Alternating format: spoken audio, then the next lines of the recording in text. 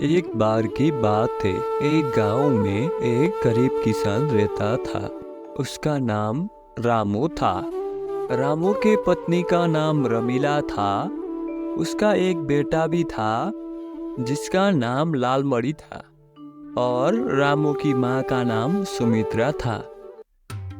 गांव में रहने वाले लोग सभी एक दूसरे के साथ मिलकर रहते थे।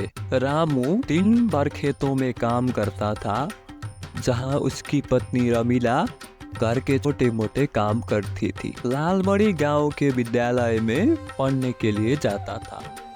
ऐसे ही एक दिन की बात है। गांव में अचानक बारिश शुरू हो गई। रामू और उसके बेटे खेतों में काम कर रहे थे। जब अचानक बारिश शुरू हुई, वो जल्दी से अपने घर की तरफ भागे।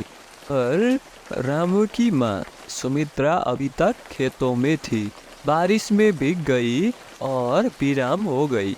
रामू और रमीला ने उसको घर में लाकर बिस्तर पर लेटा दिया, पर उनके पास कुछ भी उपचार करने के लिए नहीं था।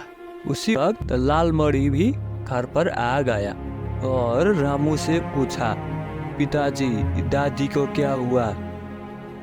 तब रामू ने उसको सब कुछ बता दिया। तभी अचानक वहाँ एक परी प्रकट हो गई। हे रामू, मैं तुम्हारी सहायता के लिए आई हूँ। मैं तुम्हारी माँ की उपचार कर सकती हूँ। रामू और उसके परिवार ने उसे अनुमति दे दी और उस परी ने उस बूढ़ी औरत को उपचार करने के लिए लग गई और कुछ ही देर बाद वो दादी भी ठीक हो गई। बाद में रामू ने परी से पूछा, आपने हमारी मदद क्यों की?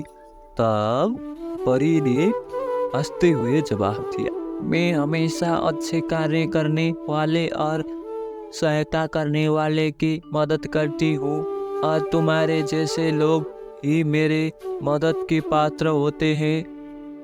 इसके बाद रामू और उसके परिवार ने भी काफी लोगों की मदद की और उस परी के साथ उन्होंने हमेशा हमेशा के लिए अच्छा रिश्ता जोड़ दिया।